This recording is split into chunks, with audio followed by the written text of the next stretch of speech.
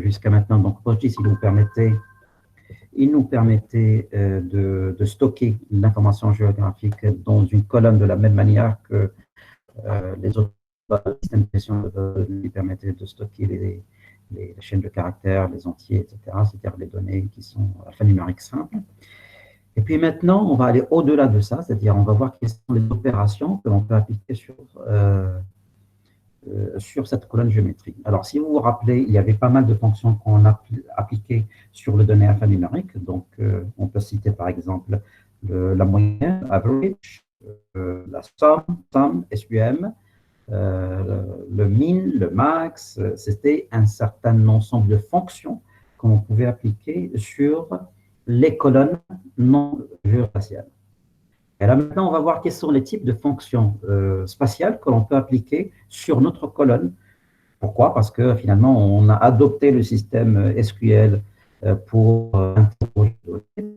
On va avoir la possibilité d'avoir quelque chose qui est équivalent par rapport aux fonctions que l'on a appliquées sur notre colonne non spatiale. Est-ce qu'il y a leur équivalent, ou bien pas uniquement leur équivalent, mais quelque chose qui va nous permettre de explorer beaucoup plus en détail les informations que contiennent nos colonnes géométriques. Alors, c'est pour ça, comme on a dit, notre point de départ, les cours de données, base de données spatiales, c'est toujours la norme ou la OGC. Donc, si vous vous rappelez le SFC, les Simple Feature Specification que je vous ai présenté il y a peut-être 2 séances, il montrait quoi, pour n'importe quel SGBD, pour qu'il se puisse s'affirmer comme quoi c'est un système de gestion de base de données qui permet de dire comme quoi, voilà, je suis conforme par rapport au standard GC, notamment pour la représentation de l'information géographique et pour la gestion de l'information géographique, il y avait un certain critère à faire. Donc finalement, également, ces fonctions spatiales, on ne les a pas créées de n'importe quel endroit, on va dire. En fait, ils ont été déjà recensés, un standard qui était déjà présent, l'OGC. Donc finalement, la liste des fonctions spatiales, on va voir la séance prochaine, en fait, ils sont déjà bien définis le standard. Donc, ce que fait PostGIS, ce que fait Oracle Spatial, ce que fait autre SGBD spatial, il fait qu'implémenter la représentation de ces fonctions spatiales telles qu'elles étaient décrites, les documents de l'OGC. OK? Alors, on va distinguer 2 types de fonctions. On va se faire revenir par la suite, la visualisation. On va distinguer vraiment 2 parties de l'étape. Donc, on va distinguer les fonctions géométriques et les relations entre les géométries. Alors, les fonctions géométriques, c'est ce que je viens d'expliquer tout à l'heure, c'est-à-dire des fonctions que je vais appliquer à la colonne géométrique. Et puis, je voudrais bien aller au-delà de cette fonction géométrique. Je voudrais avoir quelles sont les relations entre les géométries et comment je peux les exploiter d'un point de vue langage de requête structurée du type SQL. C'est-à-dire, finalement, essayer de tester la relation géométrique. C'est ce qu'on va voir la séance prochaine. Et en général, qu'est-ce qui se cache derrière les relations entre géométries? C'est en grande partie, c'est ce qu'on appelle les jointures spatiales. Et c'est ce qu'on va voir la séance prochaine. Donc, pour les fonctions géométriques, si on veut avoir un topo très détaillé de ces fonctions géométriques, comme j'ai dit, il faudra aller voir le site de l'OGC qui va les décrire dans un standard, le premier qui était le Simple Feature Specification qui existe. Mais sinon, là, ce que je vais essayer de faire, c'est essayer de détailler plus ou moins quelques aspects de ces fonctions géométriques en essayant de les regrouper en 1, 2, 3, 4, 7 catégories. Donc, les fonctions géométriques telles qu'elles existent, on va retrouver cette catégorie de fonctions géométriques que je peux appliquer à ma colonne spatiale. Alors, la première, c'est les fonctions géométriques de sortie. Alors, à votre avis, ça correspond à quoi la sortie? On va déjà vu quelques exemples avant.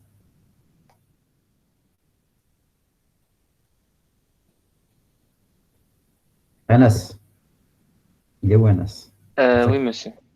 Tu peux me donner une explication des sorties, là, des fonctions de géométrique de sortie? Ça correspond à quoi exactement? Les fonctions géométriques de sortie. Oui. Ce- C'est-à-dire, je vais prendre ma géométrie, au lieu de j'affiche la géométrie en sa forme natif, on avait dit comme quoi ça pourrait être l'hexadécimal, on va la sortir, on va l'exporter, on va l'afficher avec, sous avec un autre format, un autre format. Donc, on avait montré comme quoi il y avait le soit l'affichage de KML. l'information en texte, en KML, en GML, en GeoJSON et d'autres formes de sortie. Alors, en anglais, c'est output, geometric outputs. Donc, on va retrouver qu'il y a quelques exemples que je vais essayer de vous montrer. On va essayer de les tester pour voir exactement à quoi correspondent ces sorties. Alors, la première, donc voilà, c'est la liste. Donc, on va avoir un certain nombre de représentations géométriques de sorties. Donc, il va y avoir well-known text and well-known binary. Alors, on l'a vu. Le K-hole markup language, c'est-à-dire le KML. Alors, le troisième format, c'est le GML, le Geographic Markup Language, Geometry JavaScript Object Notations, ou en tendance à appeler le Scalable Vector Graphics, le SVG, et le GEH. Donc, en général, il y a peut-être deux ou trois autres formats de sortie, mais je vais limiter par rapport à ces six formats de sortie qui sont les plus utilisés. Alors, vous allez peut-être me dire pourquoi on a tant de fichiers, de fonctions de sortie. Et une autre question, pourquoi on a tant de systèmes de représentation graphique qui sont comme ça? A priori, on a 6. Je peux même rajouter d'autres qui existent. On peut même aller vers une dizaine de modèles de sortie, de représentation finalement géographique. Alors, ça a une explication qui est historique, c'est-à-dire au départ, on essaie dans le domaine spatial toujours de copier en quelque sorte ce qui existe dans le domaine non spatial. Alors, le premier qui a existé, si ma mémoire est bonne, c'est le Geographic Markup Language. Alors, là où c'est avec l'avènement de l'Internet, c'était dans les années 2000, etc., les gens qui travaillaient avec les données web, ils ont trouvé un langage qui représentait plus ou moins correctement les informations sur le web. Et ce langage-là, il s'appelle le XML. S'il y a quelqu'un qui a peut-être déjà entendu par ce terme. Alors, c'est un langage qui permet de représenter l'information géographique sur le web pour qu'elle puisse être affichée dans un navigateur, pour qu'elle puisse être du serveur vers le client, etc. etc. Donc, c'est un bon cas de représentation d'information géographique dans le web. Et le XML, ça marchait très bien pour les données traditionnelles, mais ça bloquait lorsqu'on essayait de l'utiliser pour représenter l'information géographique. Donc, c'est pour ça qu'on a créé un langage qui ressemble au langage XML, qui est le Geographic Markup Language, et le fameux GML, et qui va essayer de faire pratiquement la même chose comme le XML, sauf on va l'augmenter par quelques prédicats spatiaux, par quelques keywords, quelques mots-clés qui vont représenter l'information géographique. Voilà. Et puis, une fois que le ML, on a trouvé que ça ne marchait pas très bien, et puis on l'a remplacé par d'autres, comme le KML, et après, on a trouvé que ça ne marchait pas très bien, le KML. Donc, on l'a représenté par GeoJSON, etc., etc. Donc, finalement, la pléthore de langages de représentation d'informations géographiques qui existe, il a une simple raison, c'est que à chaque fois qu'on crée un langage pour représenter l'information géographique, ça marche certainement, mais rapidement, on trouve qu'on représente quelques limites. Donc, il faudra le corriger, soit on lui donne une nouvelle version, par exemple pour le GML, on va trouver qu'en quoi il y a différentes versions, ça va jusqu'à, je ne sais pas si, je ne me rappelle pas si c'était le 1.3 ou bien le 3, la version 3. Sinon, on crée carrément un nouveau langage qui va être représenté. Voilà. Donc, on va commencer par la première sortie qui est le well-known text, c'est-à-dire est-ce qu'il y a possibilité de représenter l'information spatiale qui était au départ en format hexadécimal, qui est stocké en hexadécimal, de la représenter en une formation textuelle qui est la plus simple possible. C'est pour ça qu'on parle de well-known text. Est-ce qu'il y a possibilité de me dire qu'est-ce qui se cache derrière la représentation hexadécimale? Voilà, quand je lis la géométrie, il va me dire quoi c'est 1, 2, 3, 4, X, F, G, par exemple, quelque chose. C'est une représentation qui n'est pas bien facile à comprendre. Est-ce qu'il y a moyen d'abord de simplifier cette représentation en va dire plus ou moins naturelle? Donc, c'est ça le rôle de ce format-là. Donc, on l'appelle well-known text. Je vais plutôt me concentrer sur celui-là. Celui-là, je vous laisse le suivant pour exactement de quoi il s'agit pour known binary. Alors, well-known text, la fonction spatiale qui va me permettre, la fonction spatiale je vais dire spatiale ou géométrique, à cet instant-là, on va dire qu'on c'est la même chose, quoique il y a une certaine nuance entre l'utilisation des deux termes. Donc, on va dire la fonction géométrique de sortie well-known text, c'est st as text. Alors, le as, à chaque fois que vous allez trouver, on va l'utiliser plutôt pour le sortie. Donc, le st, c'est spatial type, c'est-à-dire un type spatial.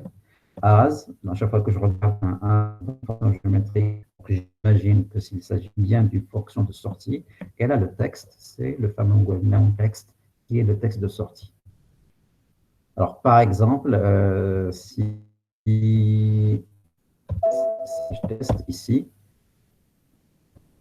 pardon, voilà, si je teste ici, je suis bien dans ma base, alors select, alors st as text, et je vais ouvrir alors ma colonne geom, from, alors c'est BD 31, vous vous rappelez de BD 31?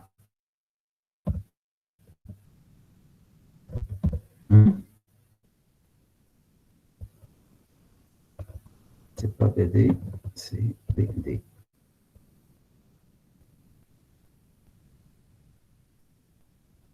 Quelqu'un qui a corrigé ça, hein?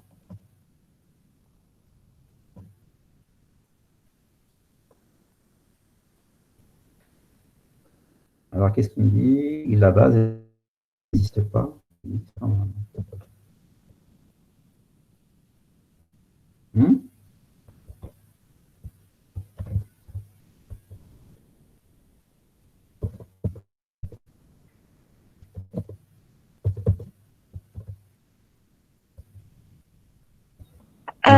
Monsieur, je pense qu'il faut ajouter bracket entre bases de données.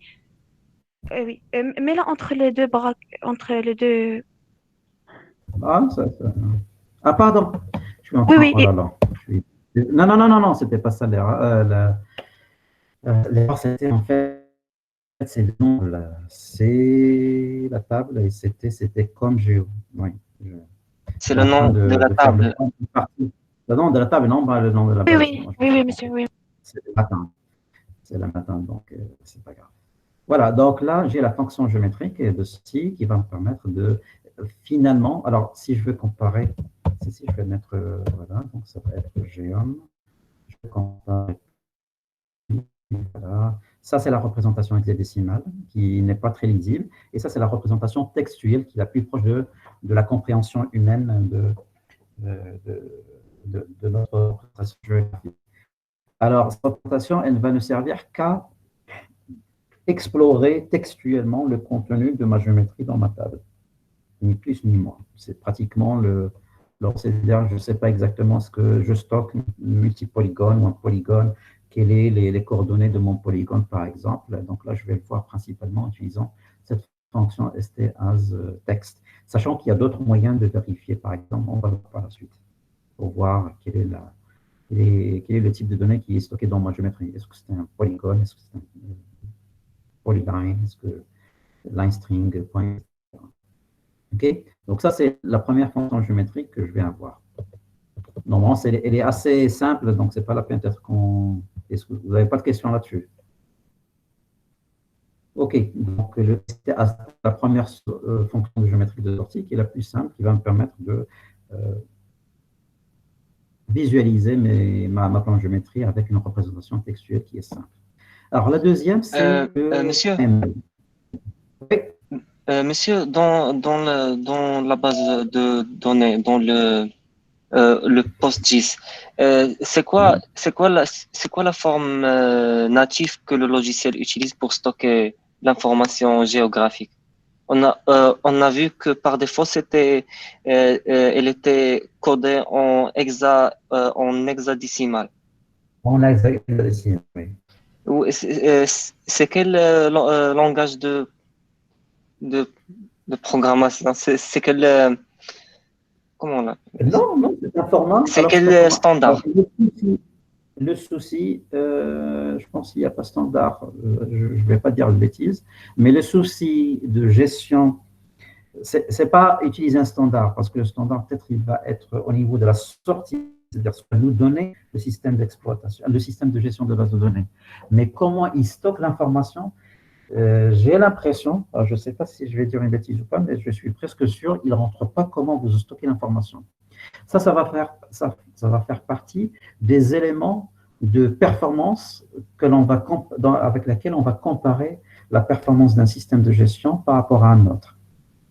Donc, finalement, on laisse le soin aux développeurs de PostGIS de stocker à leur manière, et on va laisser le soin aux développeurs de Oracle Spatial de stocker à leur manière l'information géographique. Mais maintenant, il faudra qu'ils se mettent en compétition pour qu'ils nous procurent une performance beaucoup plus élevée. Alors, le souci des gens qui stockent l'information spatiale, c'est elle ne doit pas prendre beaucoup d'espace. Donc, c'est pourquoi on utilise ce type-là de stockage, parce que si je m'amuse à stocker l'information de cette manière-là, dans multi-polygones, entre parenthèses, etc., ça risque avec des espaces, j'ai des espaces, etc. Donc, pour stocker une seule géométrie, ça peut m'occuper beaucoup d'espace. C'est pour ça qu'on essaie de chercher quel est le moyen de stocker l'information sans que ma base explose en taille de données très rapidement. Et sachant qu'on est vraiment dans un cas où la base de données puisse être vraiment rapidement prendre taille, on est dans le domaine spatial, vraiment, c'est des bases qui sont très très lourdes en termes de taille de données. OK? Donc, on oui, monsieur, représente merci. en binaire ou en hexadécimal, c'est juste pour gagner de l'espace et stocker efficacement l'information, les systèmes de fichiers, les systèmes d'exploitation, parce qu'en dernière ressource, ces systèmes d'exploitation vont stocker l'information. Voilà, donc là, je passe au deuxième. Alors, le deuxième, qu'est-ce que j'avais dit tout à l'heure? Peut-être plutôt, je vais commencer par le GML et je vais revenir vers le KML. Le GML, comme j'ai dit, c'est un langage de balisage. C'est quoi un langage de balisage? Si vous avez déjà fait de la programmation web, c'est un langage, c'est pas comme les langages C, Java, etc. Mais c'est un langage qui va être basé sur ce qu'on appelle des balises. Les balises, c'est des balises, je vais essayer de vous le montrer directement à travers le code, comme ça vous saurez de quoi il s'agit. Voilà. Alors, donc select, geom, from,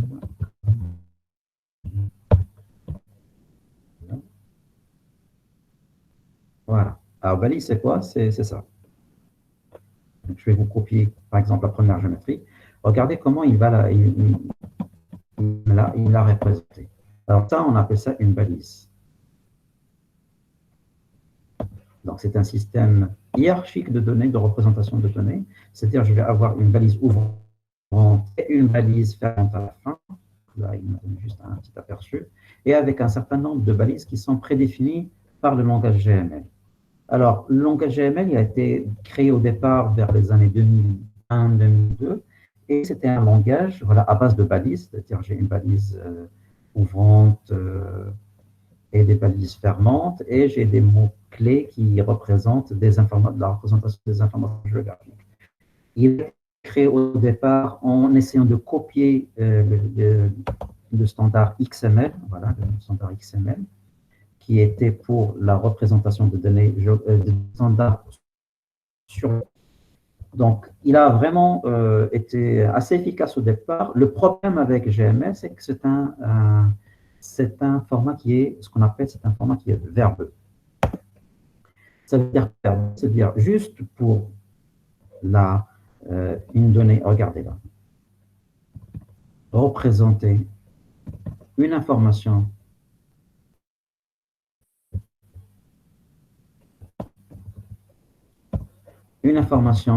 géométrique simple, j'ai besoin d'un très grand large de nombre de balises. Et là, ça pose un problème. C'est-à-dire, je peux être dans le cas où je vais juste exporter mon fichier des régions du Maroc qui contient 16 ou 12 régions en fonction des dates, et avec un fichier qui va être assez volumineux. Pourquoi? Parce que j'ai besoin d'utiliser beaucoup de syntaxe pour représenter l'information avec le standard GML. Pourquoi ça pose un problème? Puisque ça se fait d'une manière automatique. Normalement, la création, le passage d'un format vers GML, on a des outils qui permettent de le faire. Pourquoi ça pose un problème? Parce que normalement, ils sont créés pour être transférés sur le web, pour être lus. C'est-à-dire, j'ai le serveur qui stocke l'information en GML et je vais les lire dans mon navigateur. Donc, il va y avoir un transfert du fichier du serveur, par exemple, vers mon laptop, vers mon navigateur. Et là, quand c'est verbeux, ça veut dire que volumineux. Et si c'est volumineux, ça veut dire que plus de temps pour le transfert sur le web. Et là, ça pose un problème parce que justement, le standard GML, il a été créé pour nous faciliter la visualisation de l'information géographique sur le web, et j'insiste sur le web. Et là, c'est vrai qu'il arrive à me représenter l'information, mais puisqu'il est verbeux, il va être beaucoup plus volumineux, et puisque c'est volumineux, il va nécessiter plus de temps pour le transfert sur le web. Et du coup, on a essayé de créer autre chose qui est le format KML. Le format KML, c'est Keyhole Map Language. Alors, c'est quoi l'idée derrière KML? Alors, au départ, maintenant, c'était quelque chose, actuellement, lorsqu'on est en KML, c'est quelque chose qui est propre à Google, mais pendant la création de ce langage-là, ce n'était pas lié à Google, c'était lié à une autre société qui était rachetée par la suite par Google. Alors, c'est quoi l'objectif de KML? On va essayer, au lieu d'utiliser toute la syntaxe qui est utilisée pour GML, on va juste prendre une petite portion. C'est-à-dire, on ne va pas être en mesure de tout représenter avec le langage KML, mais on va essayer de rendre moins verbeux. Comme ça, il va être moins volumineux et comme ça, il va prendre moins de temps pour le transfert sur le web. OK? Et voilà, donc, je vais vous montrer la sortie. La sortie, voilà. Alors, la sortie ça va être select, geom. Alors, lui aussi, c'est un langage à base de balises. Un base de balises. Voilà. Sauf qu'il va prendre moins d'espace par rapport aux autres. Et moins d'espace. Alors, c'est pour ça que je vous ai dit qu'on l'histoire de l'information géographique sur le web, elle a été vraiment, à chaque fois, on crée un nouveau langage. Donc, au départ, il y avait GML. Après, on a trouvé qu'en quoi il y avait des problèmes. Et puis, on a créé le KML. Le KML, très bien, sauf qu'il va nous poser un certain problème, c'est qu'il va y avoir un mélange. Alors, d'abord, il ne va pas me permettre de représenter toutes les géographies, toutes les géométries, on va dire. Toutes les géométries, je ne peux pas les représenter. Non. Et deuxième chose, il y a un mélange entre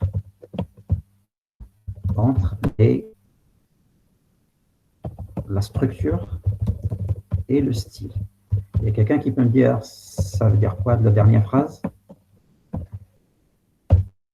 C'est-à-dire qu'on va retrouver à l'intérieur de KL à la fois la représentation de l'information géographique, c'est-à-dire j'ai mon polygone qui est constitué de 4 ou 5 points, et voilà les coordonnées de 5 points, etc. Donc ça, on appelle ça la structure. Et éventuellement, je peux avoir les attributs alphanumériques qui sont rattachés à mon polygone, comme information 1, information 2, information 3, etc.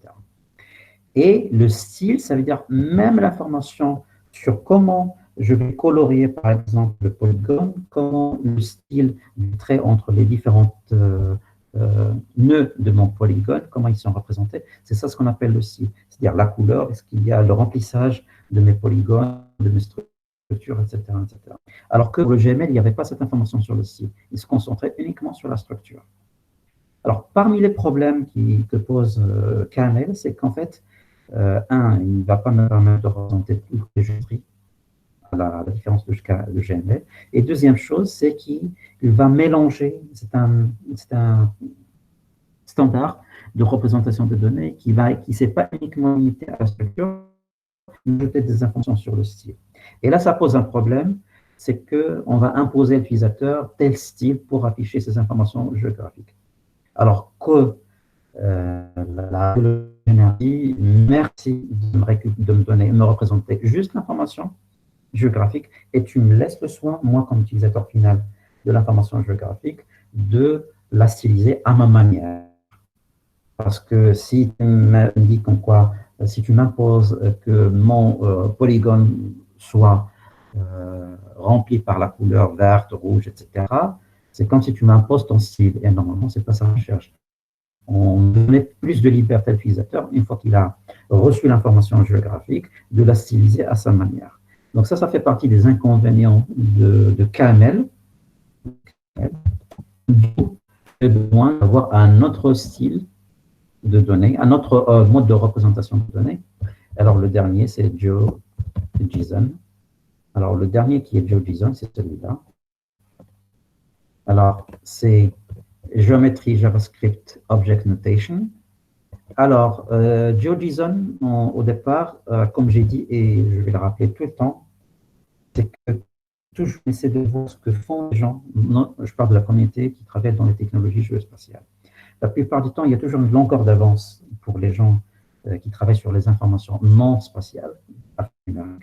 Et donc, ils ont une longueur d'avance. Et on essaie, entre parenthèses, entre guillemets, de les copier quelque part. Donc, ils ont créé XML. Ils ont créé XML. Ce qu'on a créé par la suite, GML. Ils ont créé des SGBD. On a essayé de créer des SGBD spatiales. Ils ont créé JSON. On va essayer de créer JSON. Voilà. Donc, finalement, ce pattern-là d'arriver au départ chez la communauté web non géospatiale, toujours la copier ou bien ils ont toujours une longueur d'avance par rapport à nous. Et on va essayer toujours de voir comment on peut s'adapter par rapport à ce qu'ils ont trouvé. Alors, JSON, comme j'ai dit, donc la communauté web standard et JSON, c'est quoi le JSON? C'est une représentation en JavaScript. C'est-à-dire, c'est le moyen. Alors, je vais parler en même temps de GeoJSON. Le GeoJSON, c'est le moyen le plus simple de représenter un géographique avec un souci de produire des documents qui sont non volumineux. C'est-à-dire qu'ils sont vraiment très légers, très light en termes de volume. Et comment on l'a fait? On l'a fait avec cette représentation en clé-valeur. Je vais essayer de vous montrer. Geom, GeoJSON, Geom, puis from, comme Geo. Alors, la représentation, elle est en format hiérarchique de cette manière-là. Donc, on va commencer par toujours un système de valeurs. La clé ici, c'est type. La valeur, c'est multipolygone. La clé ici, c'est coordinate. Et là, c'est les différents coordonnées. J'ouvre un tableau qui va contenir différentes coordonnées. Et là, à la fin, il va y avoir les attributs, etc. Donc, si les autres langages, ils se basaient sur des balises, avec des mots-clés qui sont réservés, là, par exemple. Là, maintenant, le GeoJSON, on va avoir ce qu'on appelle des clés et des valeurs. Donc, un fichier GeoJSON, c'est une succession de clés et de valeurs. Et il est le meilleur outil jusqu'à maintenant, le meilleur mode de représentation de l'information géographique sur le web. Donc, du coup, vous allez trouver beaucoup d'applications qui réutilisent ce type pour la représentation de leurs données. OK, est-ce qu'il y a des questions par rapport à ces 4 standards? Alors, le quatrième sortie, pardon, c'est le ST. Alors, select geom, ST, voilà, c'est geom, from, comme geom. Là, c'est quoi le rôle? Le SVG, normalement, c'est quelque chose c'était une des premières tentatives du web traditionnel pour représenter l'information géographique. Donc, le SVG, c'est pas. Alors, ça a été dans la mouvance de XML, de Json, etc. Je pense que vous avez déjà entendu ce terme-là, c'est Scalable Vector Graphics. C'était une manière de représenter une donnée en format vecteur. Ces vecteurs, pas en contradiction, mais en parallèle par rapport au raster. Alors, c'est quoi la différence entre représenter l'information en vecteur ou en raster?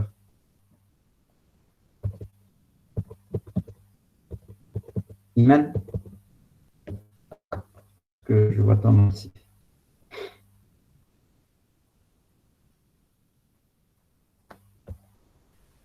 Iman, tu m'entends? Oui, monsieur, je vous entends. Oui, c'est quoi la différence entre représenter l'information géographique en raster ou en vecteur? Et si on représente l'information en mode vecteur, c'est-à-dire on a à traiter à des formes géométriques, soit linéaires, soit des polygones. Si on a par rapport au raster, on a à traiter le pixel.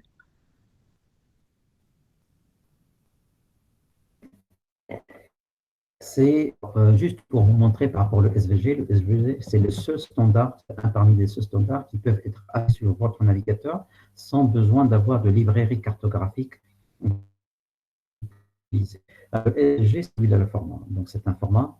Alors, l'avantage de représenter sur un navigateur web une information géographique, si je la représente sous format d'une image, quand je vais la zoomer, je vais avoir une perte de qualité. Mais la forme vecteur, c'est pour ça qu'on parle de scalable vector. Le V, c'est vector graphics, c'est-à-dire qu'il va représenter l'information géographique avec les fonctions géométriques que l'on peut constituer. Par exemple, si supposons que j'ai dans ma géométrie une ligne, donc il va me la représenter pas par ses coordonnées de départ et d'arrivée, mais il va me représenter par la fonction d'une droite, y égale à x plus b. Si, par exemple, j'ai ma géométrie qui est sous forme de cercle, il ne va pas représenter tout l'ensemble des points que représente le cercle, mais il va la représenter par le point et par les coins de mon cercle, ainsi de suite. Pourquoi on a besoin d'utiliser parfois le format SVG? Parce qu'il va me donner une qualité, quel que soit le niveau de zoom que je vais utiliser, je ne vais pas perdre l'information.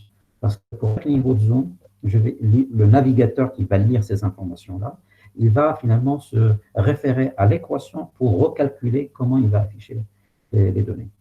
Donc ça, si vous êtes intéressé par rapport à un exemple, donc par exemple la première géométrie, voilà, donc là, ça commence par des M, c'est-à-dire le point de départ, des différents. Donc je vais avoir quelques noms qui vont se répéter, quelques caractères L.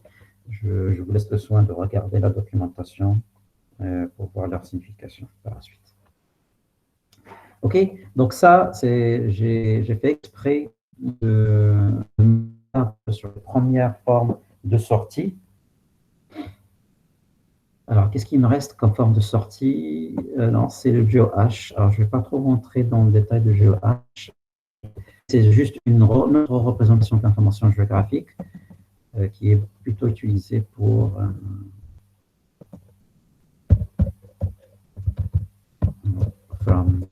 Monsieur, oui. monsieur, dans le format SVG, si on veut représenter un cercle, il va le représenter à l'aide de quoi? Il va nous donner les coordonnées du centre et le rayon. Le coordonnées du centre et le rayon. Oui, alors l'idée derrière SVG, c'est de ne pas donner en intention les différents points qui existent. C'est-à-dire, je ne vais pas. Parce qu'un cercle, c'est quoi? C'est tous les points qui sont représentés dans le périmètre du cercle. Alors, soit pour représenter un cercle, je dois écrire les points avec leurs coordonnées, d'ailleurs pour les polygones.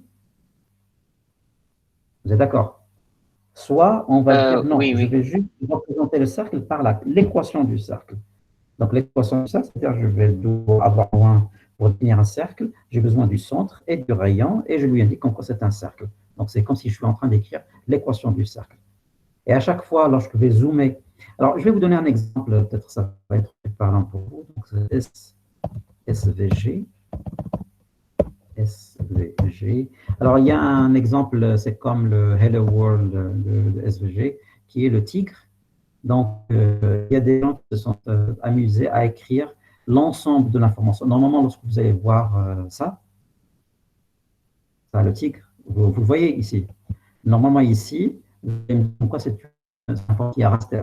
Eh ben, c'est un format qui est SVG. Ça veut dire que si je vais lire, regardez, si je vais lire le code source, non, ça c'est le PNG.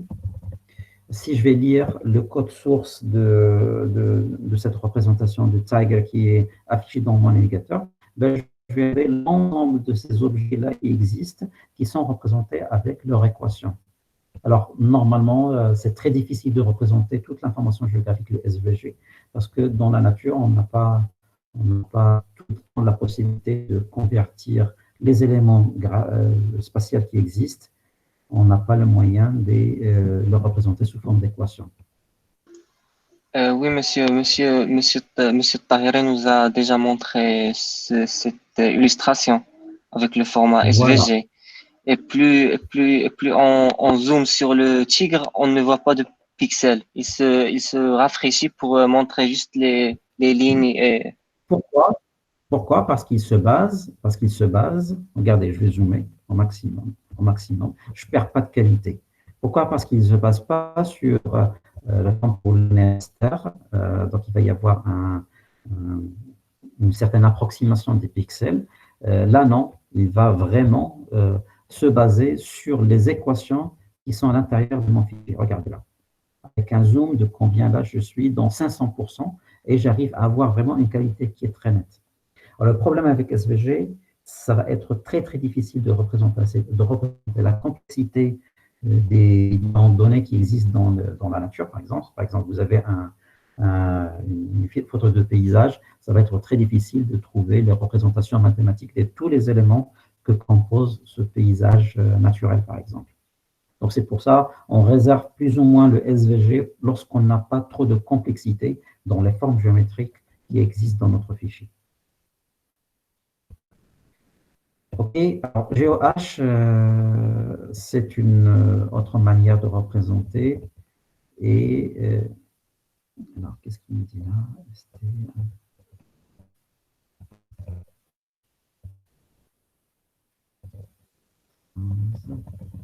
Bon,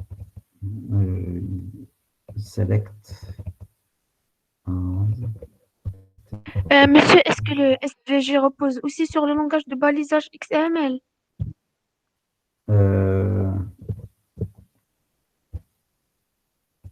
Pardon.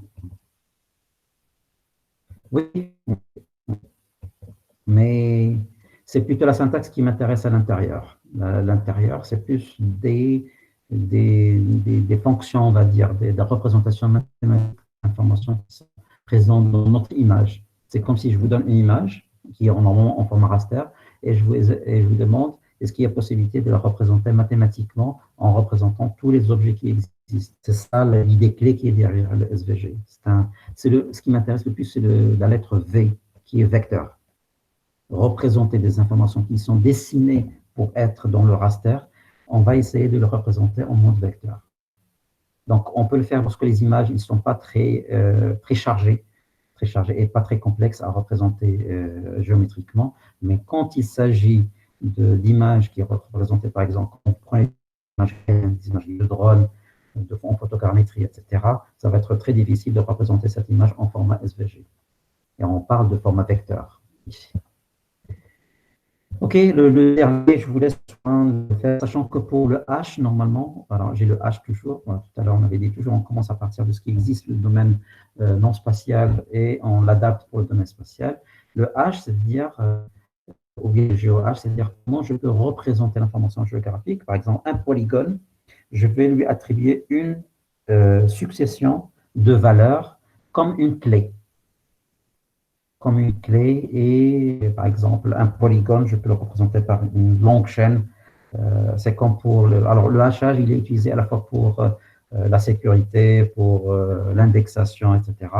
Donc, comment on représente l'information sous une forme qui est illisible, mais qui a un caractère d'unicité, qui va me permettre de faire beaucoup de choses, comme l'indexation, comme pour la. Je vais te montrer, c'est une forme de sortie parmi d'autres. Donc là, on termine avec ces différents types de fonctions géométriques de sortie. Donc, je fais un récapitulatif. Alors, j'ai le GML, comme on a dit, qui était au départ. Le problème de GML, c'est qu'il est verbeux. Verbeux, c'est-à-dire pour représenter un polygone qui est le plus simple possible, j'ai besoin de beaucoup de formations pour le faire, beaucoup de détails textuels pour le représenter. Donc, il arrive à représenter fidèlement tout ce que je veux dans ce qu'on avait vu pour le diagramme de géométrie, mais il a ce problème-là de gaussing, c'est-à-dire le fichier GML, il est rapidement très volumineux et du coup, il est très difficile à le transférer entre les machines sur le web. On essaie de régler le GML avec le KML. Alors, le KML, on a vu prendre un subset du GML pour le représenter. Donc, j'arrive à représenter uniquement une partie du GML, mais il a rajouté, c'est leur choix d'état. Le style, lorsqu'il est mélangé à la structure, nous, comme gens qui travaillent dans le géospatial, à un certain moment, ça nous arrangeait, mais à partir d'un certain moment, ça nous posait un problème. On voudrait vraiment séparer tout ce qui est structure du style, parce qu'on veut que l'utilisateur puisse avoir accès au style dans ces informations. Le GeoJSON, c'est un format qui est léger, c'est ça le terme qu'on utilise souvent avec GeoJSON, light, c'est un format qui est moins verbeux et qui prend moins d'espace, c'est-à-dire un fichier GeoJSON de l'ensemble des communes du Maroc, il va être moins volumineux, plus léger. Alors, ça peut être uniquement en quelques kilooctets, alors que si je représente par exemple l'ensemble des communes du Maroc en format GML ou en KML, ça va être de l'ordre de presque 1 méga et quelques, voire 2 ou 3 mégas. Donc, GeoJSON, c'est ça son avantage, le principal, c'est qu'il permet de représenter toute l'information graphique, tous les types de multi-polygones, multi-points, multi-collections, etc. Il ne va pas me stocker le style, donc il va me laisser la liberté de choisir n'importe quel style. Il va y avoir un style, ça s'appelle SL, qui est un standard également d'OGC, que je peux marier avec JSON pour arriver à représenter mon information en cartographie, et qui est donc qui est très bien pour le transfert sur Internet. Le SVG et le GeoH, on l'a vu. Voilà, donc j'espère que c'est assez clair pour vous les fonctions géométriques. C'est assez une fonction qui est posée par PostGIS. Ça commence toujours par un st underscore as, et puis donc à chaque fois que je vais avoir st as, c'est une fonction de sortie. C'est comme lorsque vous allez faire le save as. Vous voyez Word par exemple, quand vous sauvegardez, on va vous montrer save as, enregistrer sous. Oui, il y a quelqu'un qui vous pose une question? Oui, monsieur. Monsieur, j'ai voulu tester le langage, le output GeoH, mais ça ne marche pas. Oui. Il m'écrit qu'il y a une erreur, que no function match the given name and argument type. Il me dit qu'il n'y a pas de fonction qui correspond à ce que j'ai écrit. Il n'y a pas de fonction, oui, donc peut-être ils ont modifié, c'est en fonction de la version qu'on a, PostGIS qu'on a installée. On va régler ça à la fin de la séance, par rapport à ça. Il Oui, reste monsieur. quelque chose à expliquer. La partie pratique, on va la voir à la fin. Alors, est-ce que c'est clair pour les concepts? C'est bon? Je peux passer pour autre chose? OK. Donc, je rappelle, les fonctions géométriques, ce sont les fonctions que j'applique à ma fonction, à ma colonne géome. C'est pour ça qu'on appelle fonction géométrique. Donc là, les premières fonctions, c'était les fonctions de sortie. On va passer vers une autre catégorie de fonctions, ce sont les constructeurs. Est-ce qu'il y a moyen de construire les géométries à partir de quelque chose et avoir à la fin, lorsque cette fonction est exécutée, je vais avoir une géométrie qui est bien construite. Oui, donc c'est possible. Donc, soit je peux le faire à partir du texte, soit à partir de well-known type, soit à partir du binary. Je ne vais pas trop rentrer, mais sachez qu'on les appelle les fonctions de constructeur. C'est-à-dire, je lui passe, par exemple, et ça va me servir principalement pour construire les fameux insert into, si vous vous rappelez. Pour renseigner ma base, j'ai un objet, mais il n'est pas stocké encore dans ma géométrie. Supposons que les géométries, il y a les régions du Maroc, mais finalement, il ne contenait que 11 régions. Donc, je vais avoir 11 lignes dans ma table. On est d'accord? Et il faudra que je montre à la main l'information sur la 12e région. Donc, il me faudra les autres informations attributaires. Ça va être le nom de la région, je ne sais pas, autre information que je peux renseigner. Et la dernière, lorsqu'il va s'agir de la géométrie, il faudra que j'ai à ma disposition une fonction qui va me permettre de construire l'objet géométrique qui me reste pour la 12e région. Ces fonctions géométriques de construction, ils sont là. Donc, soit à partir du texte, c'est-à-dire, je sais que pour moi, la région qui me reste, c'est la région de Casablanca, donc en polygone.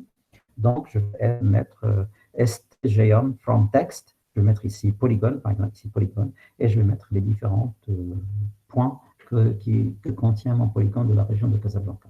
Et je vais l'insérer directement dans ma base. Donc, c'est pour ça qu'on parle de fonction géométrique de construction. C'est-à-dire, la géométrie, elle n'existe pas comme valeur dans la colonne géométrie, et je vais essayer de la construire.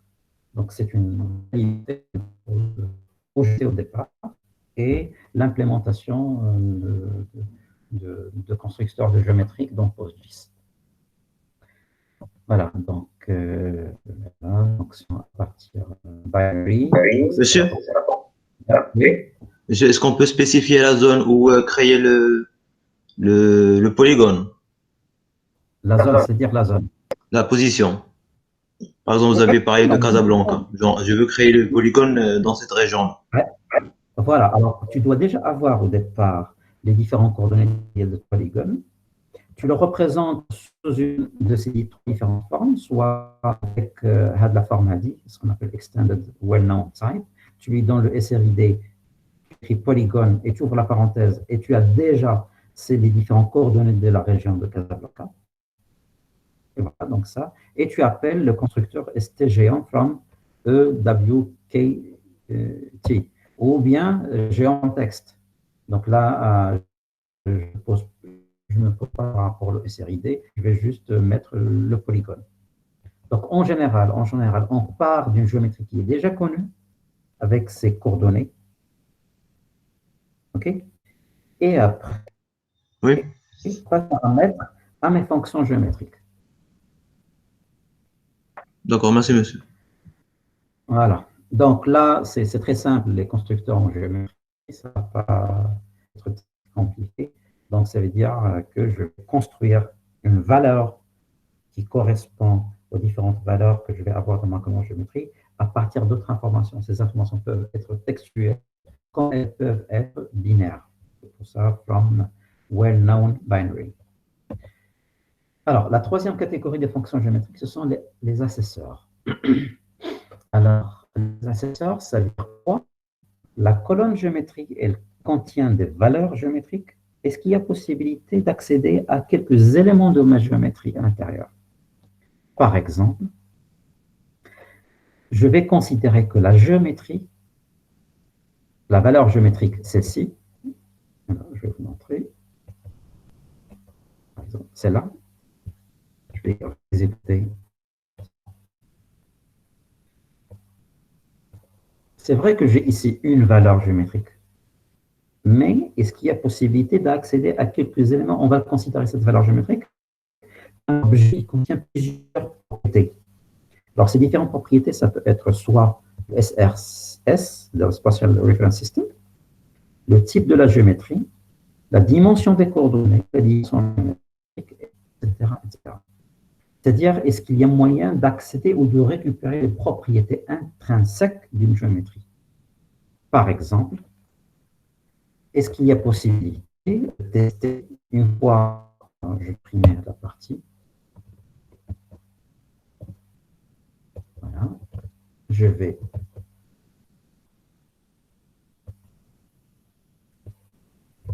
from comme géo. Voilà. Donc là, qu'est-ce qui m'a permis d'accéder?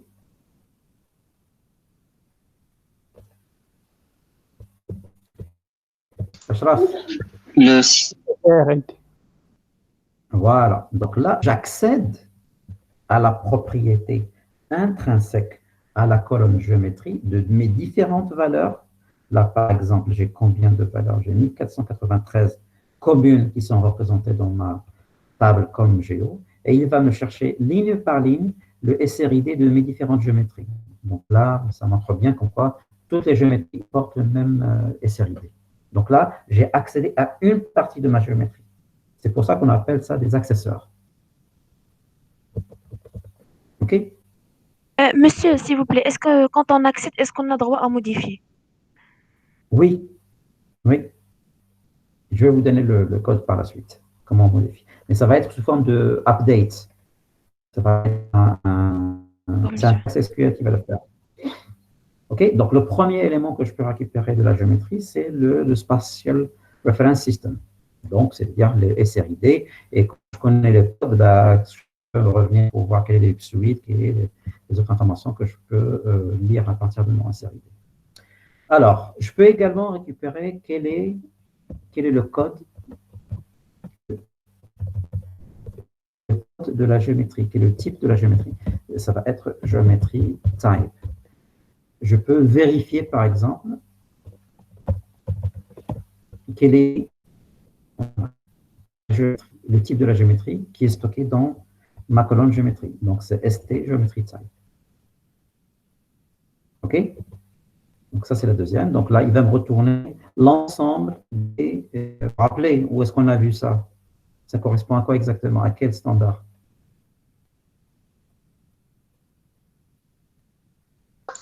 texte. C'était le SFS, le Simple Feature Specification, qui m'a indiqué l'ensemble des types de géométrie que je peux rencontrer. Donc là, si par exemple j'ai un géométrie point, je ne sais pas si j'avais déjà mis Subway, voilà, j'ai déjà Subway Station, regardez là. Donc je vais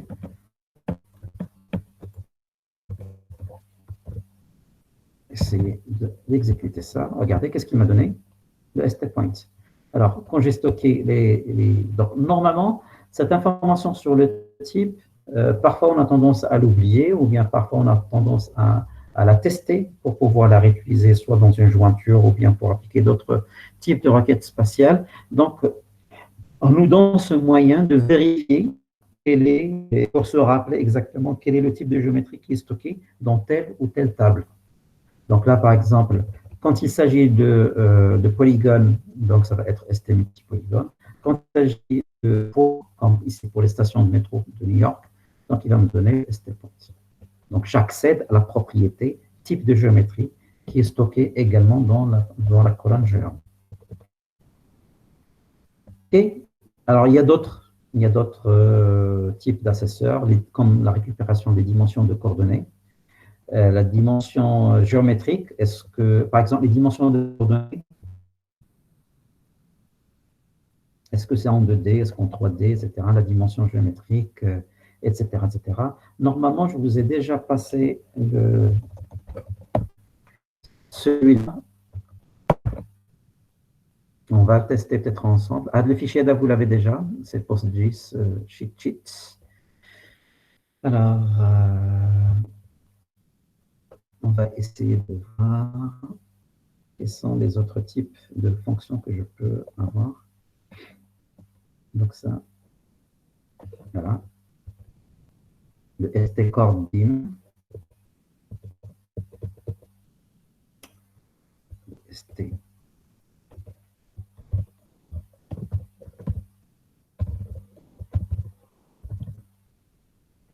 Voilà. Qu'est-ce qu'il me dit là?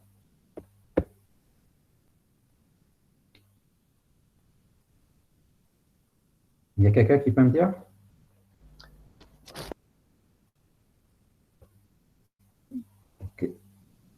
Qu'est-ce que je peux récupérer? Les coordonnées, Dimensions. les dimensions des coordonnées, x, y. Je suis à 10 dimensions, donc c'est à 2 dimensions. Donc, normalement, les coordonnées que j'ai ici dans Subway Station, toutes les stations, ils ont été représentées par des coordonnées à 2 dimensions. Donc, ça peut être le x, y par exemple. Donc, ce n'est pas x, y et z. Si j'avais 3, là, le corps BIM, il va me donner 3 dimensions. C'est-à-dire quoi je représente l'information géographique avec 3 dimensions. Et ainsi de suite. Monsieur, monsieur, est-ce qu'on peut avoir que 3 valeurs? Ça veut dire, est-ce que le 3 coordonnées, c'est le maximum? Et il faut voir, je ne me rappelle plus, il faut voir la documentation. Ça dépend de la version.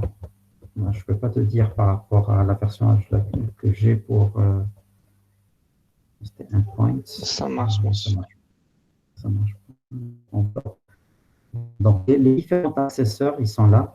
Alors, c'est le type de géométrie, donc ça, on l'a testé. Le ST boundary, il va récupérer la limite boundary, la limite géométrie. Alors là, vous allez voir comme quoi ça peut être appliqué soit pour la 2 dimensions ou la 3 dimensions. Boundary, les dimensions de coordonnées,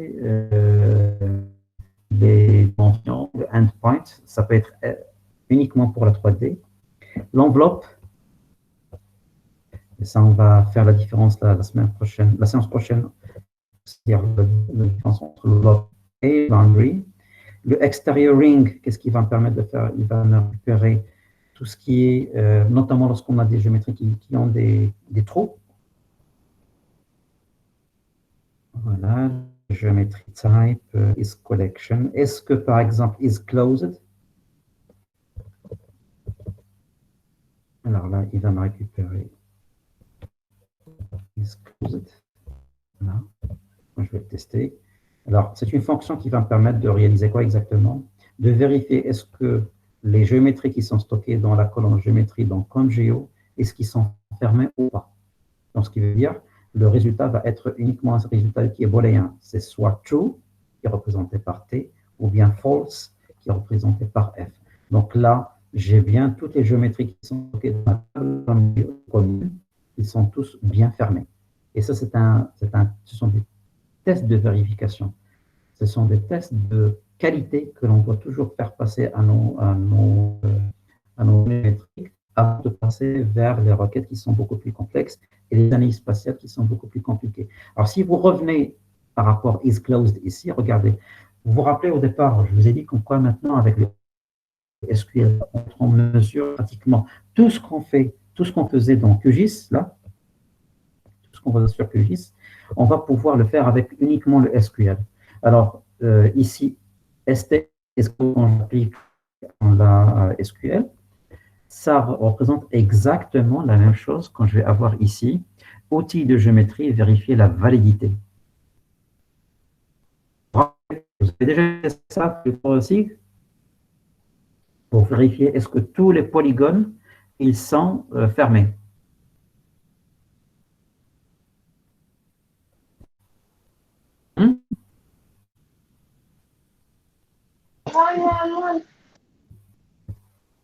Je n'ai pas écouté.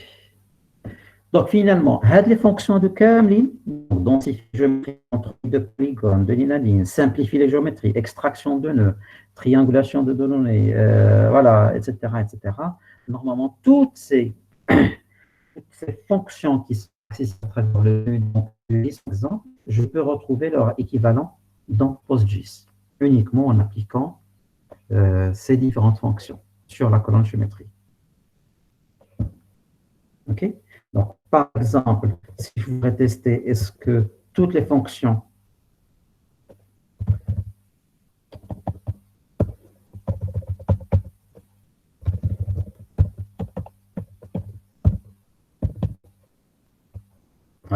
Donc là, qu'est-ce que je suis en train de faire? Par exemple, Compter le nombre de parcelles. Oui. compter. Non, je ne voudrais pas finalement compter, mais c'était plutôt pour tester quelles sont les géométries qui ne sont pas fermées. Comment je vais faire? Je vais utiliser le where. No, the server is Ah, T.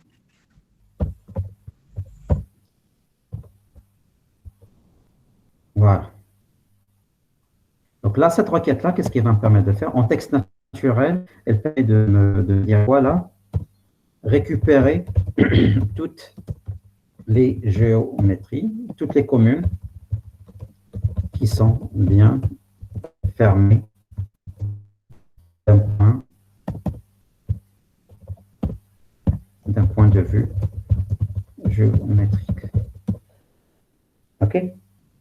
Alors, si je veux tester l'autre, c'est-à-dire récupérer les communes qui ne sont pas bien fermées, qu'est-ce que je dois mettre ici?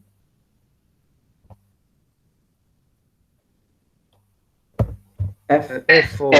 false. Très bien. Donc là, que j'ai rien, c'est-à-dire que toutes les géométries de mes communes, ils sont bien fermés. Alors, ça représente exactement la même chose que ce que j'ai ici. Je vais vérifier la validité, etc., etc., etc. Alors, si vous voulez, on teste également le centroïde du polygone. Alors, on continue là. Alors, les fonctions de mesure, donc là, je ne vais pas rentrer trop dans le détail, vous connaissez déjà. Donc, je vais avoir des mesures planaires, des mesures géodésiques, des mesures géographiques.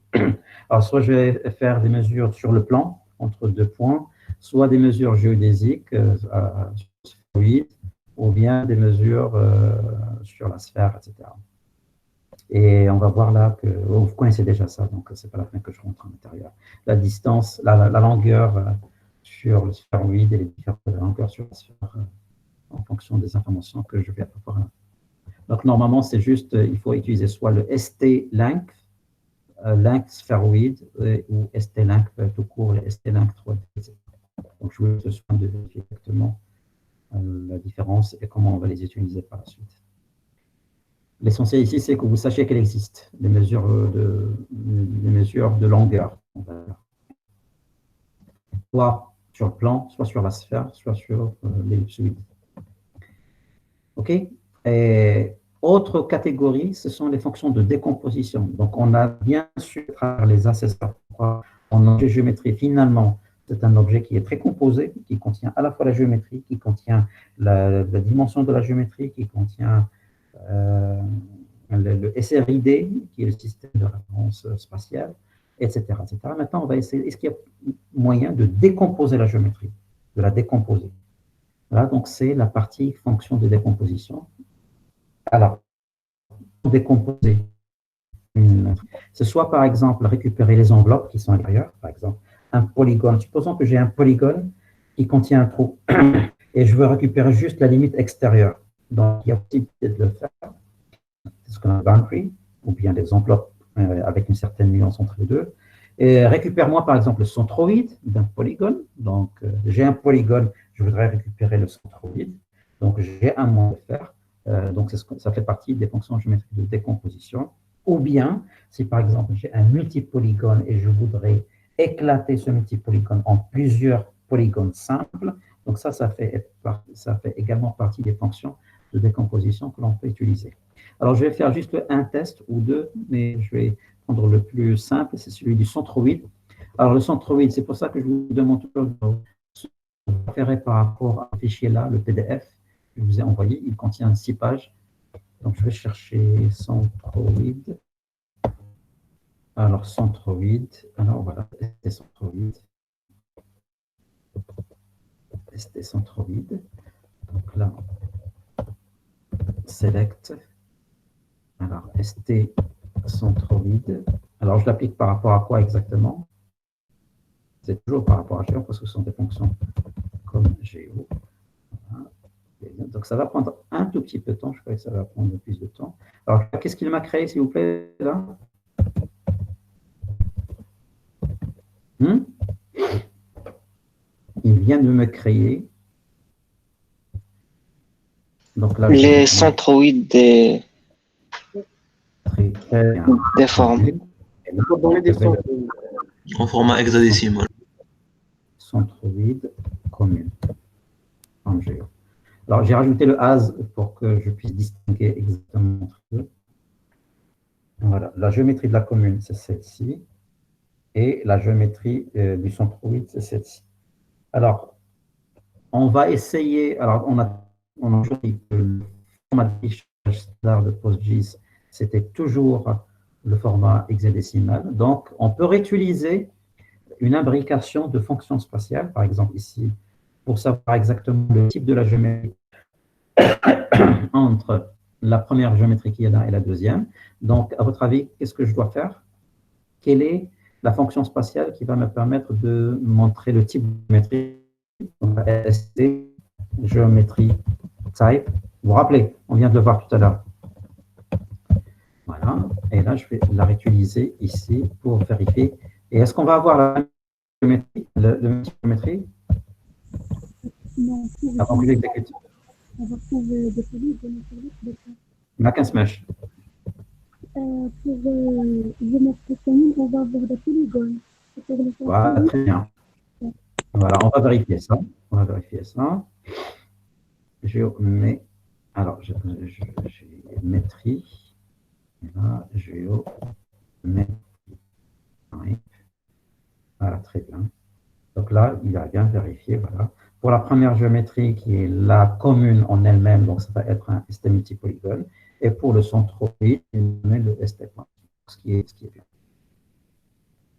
Okay. Donc, je peux également, là, j'ai bien vérifié comme quoi le type, il est correct. Donc, je peux rajouter ici ST1 texte et je peux l'utiliser également ici pour le comparer.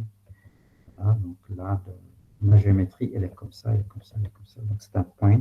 Donc, le centroïde de ce polygone-là, voilà, il est là. Le centroïde de ce polygone, il est là. Le centroïde de celui-là, il est là, et ainsi de suite. Donc voilà, donc là, j'utilise au fur et à mesure les potentiels que me propose le SQL spatial en utilisant uniquement le SQL pour faire des choses plus ou moins intéressantes, chose que je devrais faire uniquement, que j'avais la possibilité de faire uniquement en utilisant le QGIS. Donc vous voyez là, pratiquement maintenant, on va avoir un certain transfert de capacité qu'on faisait avec le logiciel, le système d'information géographique. Petit à petit, on commence à voir comme quoi on peut faire tout ça qui sont là, le vecteur, la recherche, le géotraitement. On va voir pour la séance prochaine pour les intersections, les unions, les différences, etc. Les recherches de tampons, les tampons fixes, les outils de géométrie, les outils d'analyse également. Donc, je peux également les avoir. On va les voir par la suite. Donc, finalement, et c'est ça ce que je cherchais dans ma base de données. À la différence de QGIS, là, c'est vrai que j'ai la possibilité de faire, mais j'ai pas, ma donnée est toujours en shapefile. Ma donnée elle est toujours représentée en système de fichiers. Et on avait vu les deux premières séances, c'est quoi le problème lorsque je stocke les données dans un système de fichiers. Je manque de sécurité, je manque d'un accès multi-utilisateur, je manque de performance, je manque. Je peux avoir accès à ces différentes fonctions d'analyse et de traitement géométrique. Mais il y a le manque du côté du stockage et de la sécurité, de la performance. Donc, c'est pour ça que lorsqu'on va utiliser une base de données, on va à la fois la sécurité nécessaire, à la fois la performance nécessaire, et en même temps, elle va me donner la possibilité de faire n'importe quel type d'analyse que je peux réaliser. Donc, continue. Des compositions, les fonctions de composition, donc ça c'est le contraire. Je ne vais pas trop rentrer. Les fonctions de simplification, tout à l'heure vous avez vu quoi il y avait une touche outil de géométrie, il y avait simplifier les géométries. C'est quoi le rôle de simplifier les géométries? Ça veut dire que lorsque je vais avoir un polygone qui représente Casablanca, alors qui est représenté à peu près avec 1000 points. 1000 points, ça va être très difficile de les stocker, ça va être très difficile de les dessiner, etc. Parfois, on se pose la question, est-ce que vraiment on a besoin de 1000 points pour représenter une géométrie? La réponse est le plus souvent, on va de le faire. Donc, pour accélérer les traitements et pour accélérer le stockage, on passe par la simplification. Simplifier une géométrie, c'est juste éliminer des points dans la géométrie qui ne sont pas trop nécessaires et qu'on garde plus ou moins l'exactitude et l'accuracy dans nos géométries. Donc, simplifier les géométries qui est là. Regardez, je lui passe la couche, je lui donne une tolérance et il va stocker le résultat dans une couche externe. Simplifier, exactement la même chose. Donc, Simplify, je peux utiliser par exemple Simplify, on va le tester. Alors, je vais la tester uniquement sur la géométrie.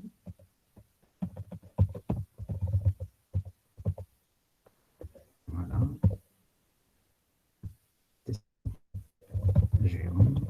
On va voir.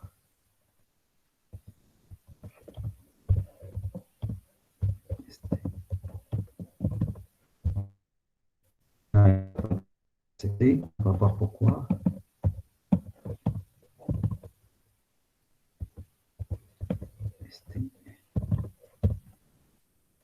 Alors,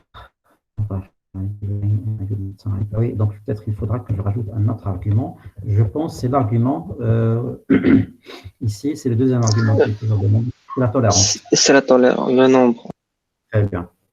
Voilà, là, Simplify, voilà. Donc la forme, pour utiliser le ST Simplify, il faudra que je fasse la géométrie avec la tolérance. Normalement, l'algorithme qui est exécuté, c'est le fameux algorithme de Douglas-Berger. Il peut simplifier, éliminer, il va chercher dans un ensemble de points que représente la limite d'un polygone, il va chercher quels sont les points intermédiaires que je peux éliminer pour garder la forme la plus proche de la réalité. Alors, je vais mettre n'importe quoi ici pour le test. Je vais mettre 1. Voilà, Simplify.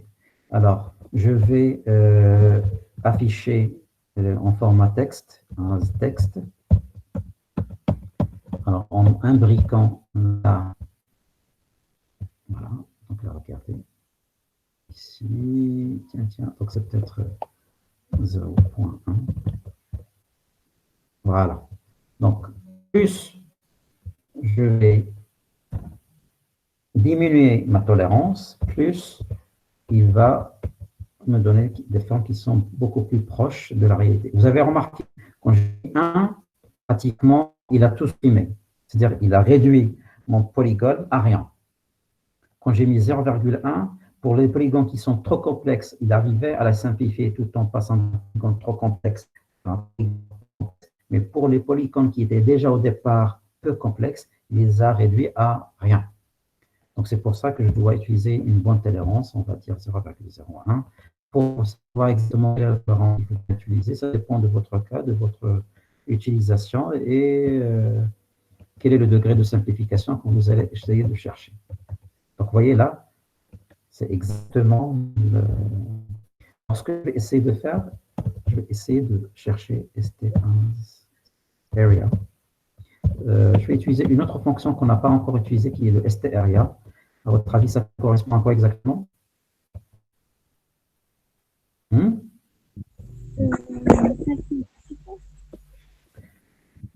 C'est le calcul de surface. Alors, ce que je vais essayer de faire, je vais essayer de tester la surface lorsque sur Geom directement. OK? Vous avez compris ce que je suis en train de faire là?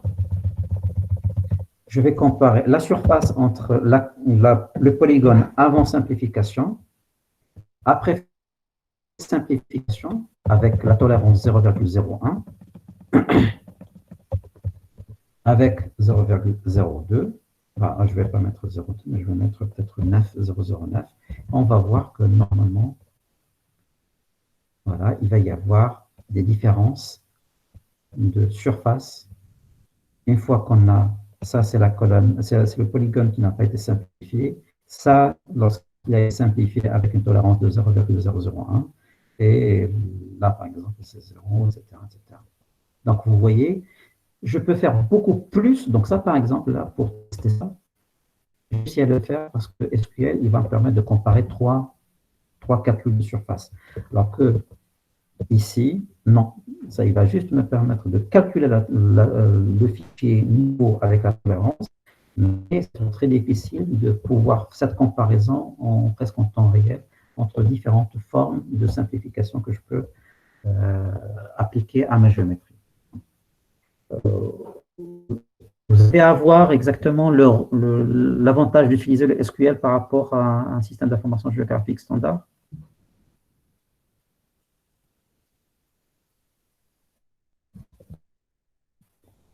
Alors, j'ai Simplify en Preserve topologie. Donc, ça, par exemple, c'est pour simplifier tout en ayant un souci sur la topologie. C'est du même algorithme de Douglas-Pucker, mais tout en gardant la topologie. Je ne vais pas rentrer dans le détail. Il y a beaucoup de choses. Il y a beaucoup de choses de remarquer. Pourquoi moi, j'ai essayé de simplifier ces fonctions géométriques en ne gardant uniquement les catégories fonctions de mesure, fonctions de composition, simplification, constructeur, sortie, assesseur. Mais sachez que finalement, il y a beaucoup de fonctions. Si vous vous rappelez, on essaie d'appliquer l'extension PostGIS, vous avez remarqué qu'il m'avait créé combien de fonctions? 1050. 1050 fonctions. Donc, jusque-là, on a testé une dizaine. Et vous avez vu comme quoi il est très, très riche en fonctions spatiales, en fonctions géométriques. Alors, pour avoir un petit résumé, je vous demande de vous référer par rapport au fichier PDF que je vais passer. Il contient vraiment la syntaxe, la dimension sur laquelle il s'applique, la fonction, et avec un petit descriptif d'une phrase ou deux sur le rôle de chacune de ces fonctions-là. OK? Est-ce qu'il y a des questions sur cette partie-là?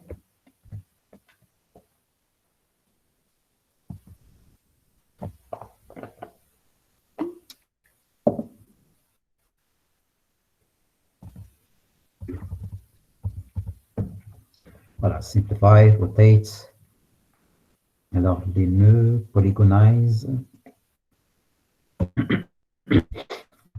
Monsieur, j'ai une question. Oui. Quelle est la fonction qui me permet de détecter les problèmes de centroïde? Ça veut dire les parcelles dans le centroïde et à l'extérieur de la surface du parcelle. Là, c'est ce qu'on va voir la séance prochaine, parce que c'est plutôt une jointure que tu vas réaliser. C'est comme si tu vas réaliser entre deux tables, une table de centroïde et une autre table de polygone, et tu vas essayer de tester est-ce que ces points ils sont à l'intérieur du polygone. Et tu vas chercher comment les lignes pour lesquels points ils sont à l'extérieur. Donc, il nous reste encore autre chose à réaliser. Alors, on peut tester par exemple le buffer. Le buffer, c'est une analyse spatiale que vous avez déjà eu le temps d'utiliser dans les SIG. C'est quoi le rôle? Vous connaissez?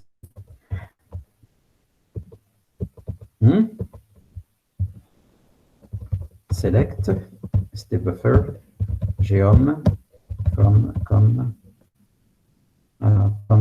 géo, et je ne sais pas s'il faut que je rajoute la distance du buffer. Je vais mettre d'une manière aléatoire. Donc là, qu'est-ce qu'il est en train de faire? On calculer une zone tampon au-delà de la géométrie en utilisant le 2. Alors, il faudra que je vérifie, est-ce que c'est 2? L'unité, c'est en mètres. Alors, pour pouvoir vérifier, qu'est-ce que je vais essayer de faire? C'est st as texte, et je l'imbrique ici, et je vais mettre st, alors, st as texte, voilà, je vais essayer de la comparer par rapport à la géométrie initiale.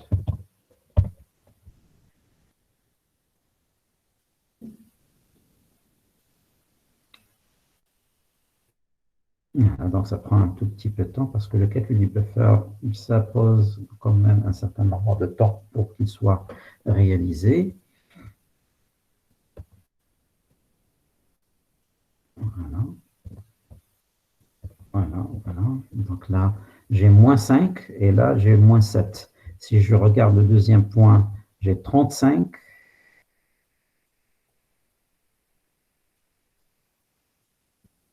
Donc, il l'a appliqué uniquement sur les X. Alors, ce que je voudrais vous faire comprendre par rapport à ça, c'est quand je vais essayer de faire ici vecteur, est-ce que vous pouvez le faire dans les outils de géométrie, je pense, ou bien de l'analyse.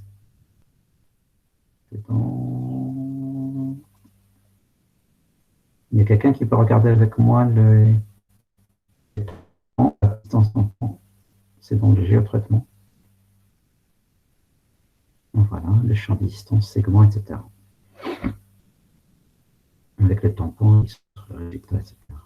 Bon, voilà, donc j'ai le traitement. Alors, ce qu'il me reste à faire pour cette séance-là, donc là, normalement, je n'ai pas fait le tour d'horizon de toutes les fonctions. S'il vous plaît, si vous voulez avoir plus d'informations, regardez plutôt le fichier là que je vous ai passé. Il contient un maximum des fonctions spatiales qui sont les plus couramment utilisées. Par exemple, isRing, je vais tester est-ce que c'est un trou ou pas, est-ce que c'est valide. Je vais vérifier c'est quoi la différence entre simple et valide. Est-ce qu'il est closed? Est-ce qu'il est fermé? Les dimensions de coordonnées, les links, la longueur en 2D, 3D links, etc., etc. Donc, là, avec tout ça pour le geometry processing, pour le traitement géométrique, donc j'ai le buffer, j'ai build area, donc j'ai collect, j'ai le calcul des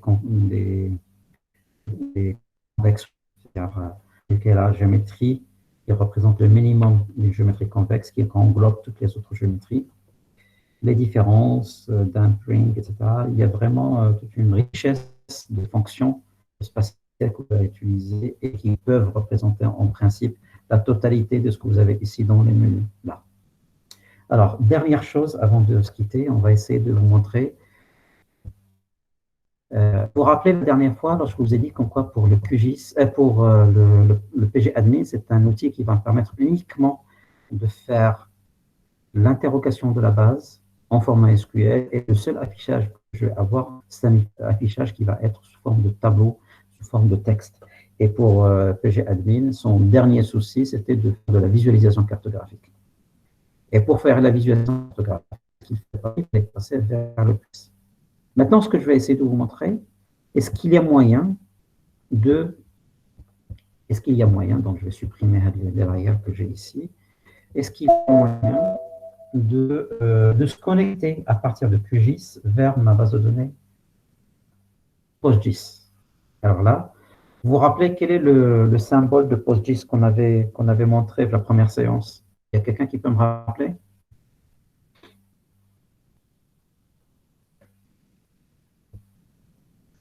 Le symbole. Voilà, c'est celui-là. C'est l'éléphant, c'est l'éléphant. C'est l'éléphant. Chez vous, vous pouvez vous connecter à votre base de données en partant directement à partir de QGIS. Et je vais vous montrer pourquoi QGIS, c'est vrai que c'est un meilleur moyen peut-être qu'on va utiliser par la suite. On va peut-être zapper le PG Admin pour arriver à la fois, vers l'objectif, à la fois de se connecter à la base, donc 1, 2, visualiser mes tables géographiques en format cartographique standard, comme si c'était du shapefile. 3, est-ce qu'il y a possibilité d'interroger en mode SQL mes bases de données? Et 4, récupérer le résultat de ma requête spatiale en les affichant eux aussi en format cartographique. Donc, pour ce faire, le gestionnaire de base de données qui est là, PostGIS, bouton, voilà, donc là je vais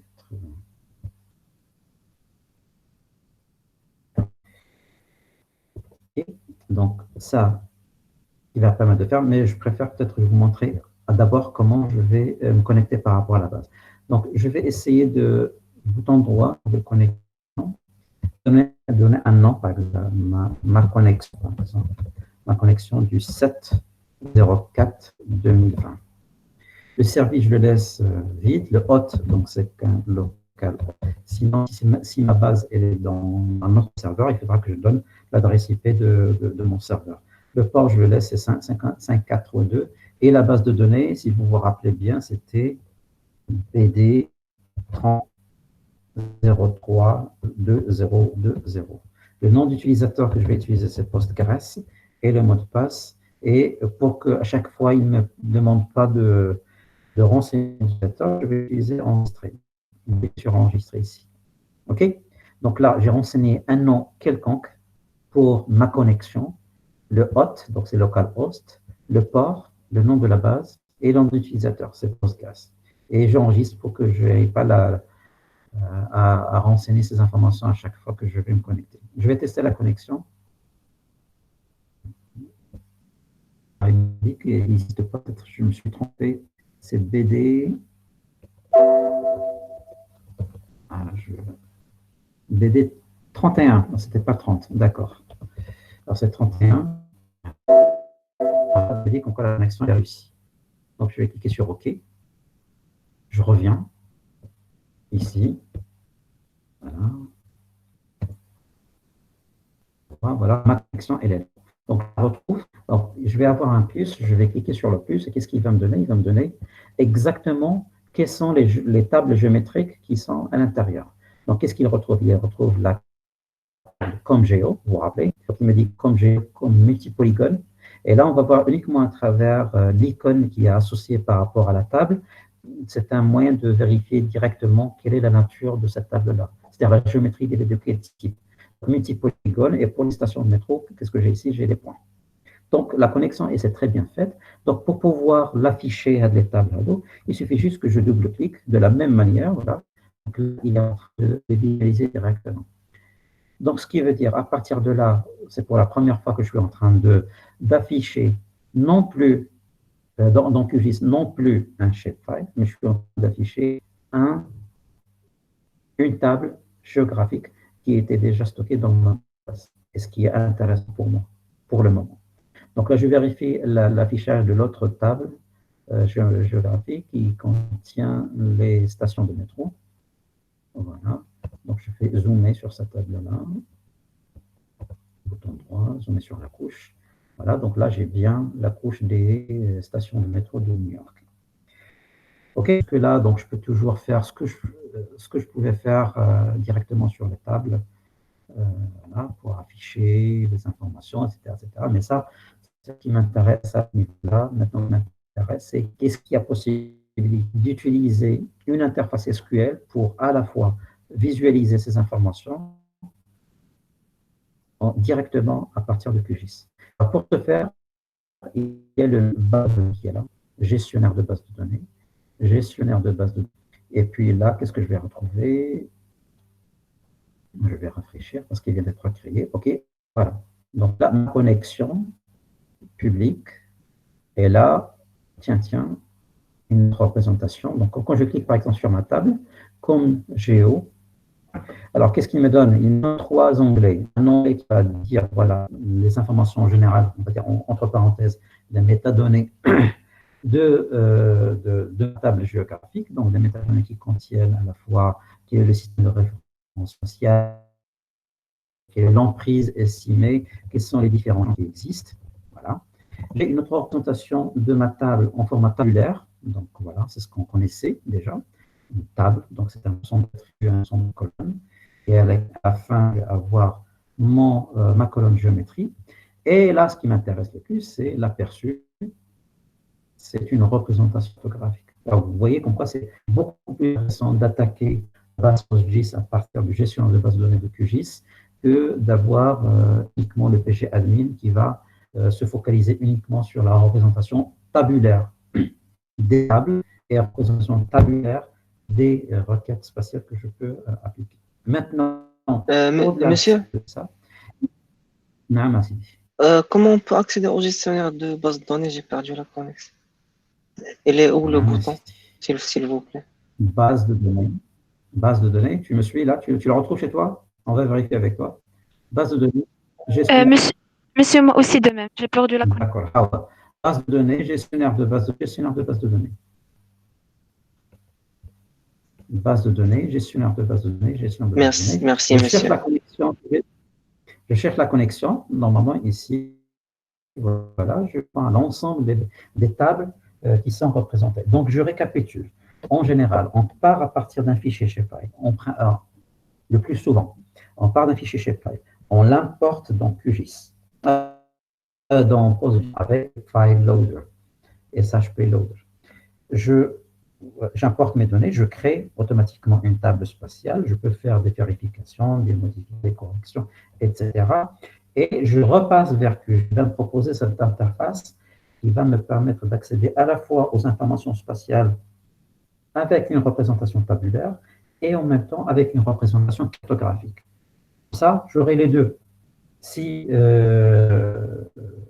par exemple, ça m'intéresse uniquement de voir des représentations tabulaires et poser des requêtes qui sont beaucoup plus simples, comme le count, etc.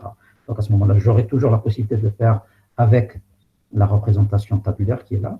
Et si, par exemple, je veux passer vers la représentation cartographique, j'ai toujours la possibilité de le faire. Maintenant, comme vous voyez, c'est juste un affichage de la table en entier. Est-ce qu'il y a possibilité d'appliquer des requêtes? Oui, on peut le faire en cliquant sur ce point-là, sur ce bouton-là, qui est Fenêtre SQL. Et là, ça va commencer les choses beaucoup plus intéressantes. Donc, je clique sur Fenêtre SQL. Et là, qu'est-ce qu'il va me donner? Là, il va me donner des choses qui sont vraiment très intéressantes. Par exemple, ici, je vais mettre... alors, déjà, c'est ma fenêtre SQL. C'est là où je dois écrire ma requête SQL. Alors que tout à l'heure, pour PG Admin, je les écrivais ici. Et la seule chose que j'espérais avoir, c'est le résultat en format. Ma fenêtre SQL, c'est celle-ci, c'est cette partie-là, le 1. Et le résultat, il va être exécuté ici. Et je vais vous montrer de plus par rapport à PGAdmin. Alors, le premier plus, c'est que je vais avoir ce qu'on appelle l'intelligence, le select. Regardez, dès que je commence à écrire, il va me faciliter la rédaction de ma requête spatiale. Alors, j'aime, voilà, virgule, from.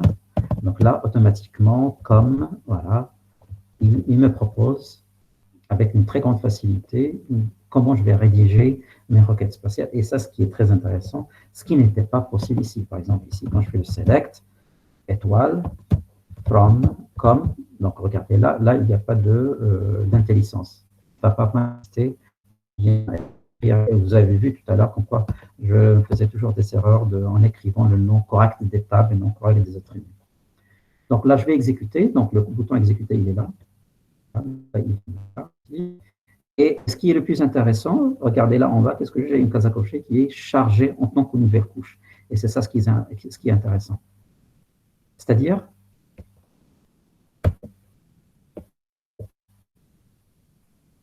alors, je vais mettre select étoile comme géo.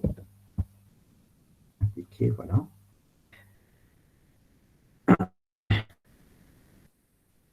Alors, pop dot. Oh, regardez là. Donc, je vais faire un tri, plutôt une condition du where avec le pop, la population totale supérieure à 1000. Donc, je vais mettre un where. Regardez, pop, voilà, il me propose la liste est supérieure à 1000, on l'a dit. J'exécute.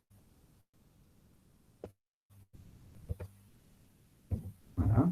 Et là, regardez, le bouton qui est en bas, chargé en nouvelle couche, regardez, il me dit, vous voulez le mettre population commune supérieure à 1000. OK, et je vais cliquer sur charger. Alors, ce qui m'intéresse ici, parce que pour lui, il ne sait pas par défaut quelle est la colonne géométrie, parce que pour afficher cartographiquement une table, il faudra qu'il ait un minimum d'informations. Quelle est la géométrie? La géométrie, il est stocké dans quel attribut? Finalement, ma table compte beaucoup d'attributs. Heureusement que moi, je vais garder le nom géom comme nom d'attribut géométrique. Mais si j'avais changé, il fallait que je le sélectionne à partir d'ici. Donc là, tout est correct. Donc maintenant, je vais charger. Je reviens. Là. Je regarde. Donc là, qu'est-ce qu'il me donne? Je me mets sur la couche. Voilà. Qu'est-ce qu'il m'a donné ici, à votre avis? Il y a quelqu'un qui peut me dire?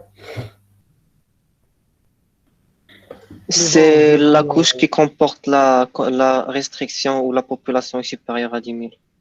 Voilà, très bien. Donc là, uniquement à travers une requête SQL, j'ai pu afficher uniquement les communes pour lesquelles la population est supérieure à 1000. Donc, vous imaginez, ça c'est la plus simple des requêtes, j'ai juste fait une requête qui est assez simple en testant la population totale avec le numérique 1000. Alors, vous pouvez imaginer ce que je peux faire des choses beaucoup plus importantes. Par exemple, en faisant des groupailles, en faisant des fonctions d'agrégation, en mettant également le ST centroid. Je peux toujours l'utiliser. Monsieur, s'il vous plaît, qu'est-ce que signifient des fonctions d'agrégation? On l'a vu, je ne vais pas répéter. On l'a vu dans SQL standard. Oui, oui, monsieur, je me souviens. Tu te souviens, mec. Alors là, je vais mettre population centroid. Chargé.